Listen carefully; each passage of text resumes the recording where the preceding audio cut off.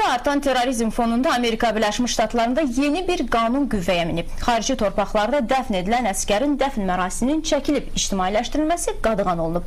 Səbəb kimi isə həmin əskərlərin ailələrinin təhlükəsizliyinin təmin edilməsi göstərilir. Amma əskərlərin dəfn olunduğu məzarlıq bütün dünyaya açıqdır. Bugün Amerika Birləşmiş Ştatları Prezidenti Barack Obama Birləşmiş Ştatlarının vətəndaş müharibəsindən tutmuş, İraq, Əfqanistana qədər xarici torpaqlarda həlak olanların dəfn olunduğu Arlington məzarlığında olub. Əməkdaşımız Qənirə Ataşıvan reportajı.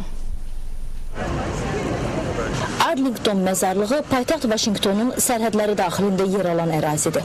1800-cü illərin əvvəlində yaradılan məzarlıqda o gündən bəri Amerikanın daxildə və xaricdə apardığı müharibələrdə həyatını itirmiş və hətta savaşdan sonra dünyasını dəyişən 300 mindən artıq əskər uyuyur.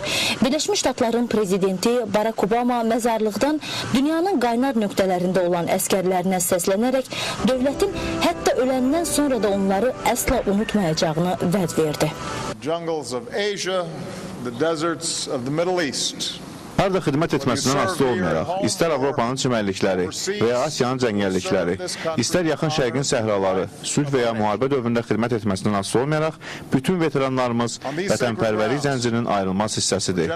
Qəhrəmanlar nəslinin sonuncu mənzili olan bu müqəddəs torpaqda vətən uğrunda canlı fəda vermiş hər kəsi yad edirik.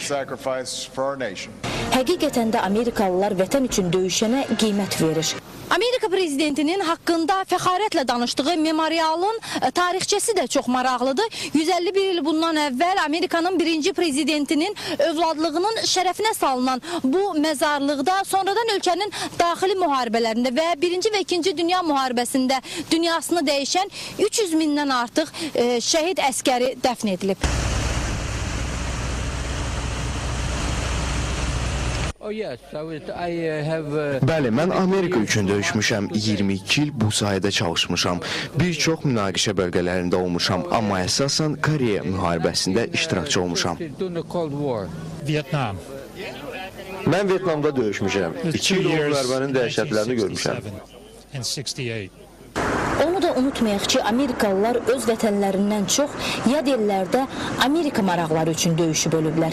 Bugün 118 yaşlı əskər Korne kimi 1-ci və 2-ci Dünya savaşlarının canlı əfsanələri isə Amerikada həqiqətən də qayğı ilə əhatə olunublar. Prezident Barack Obama da müharibə veteranlarına verilən dəyərin sonsuz olduğunu bir daha nümayiş etdirdi.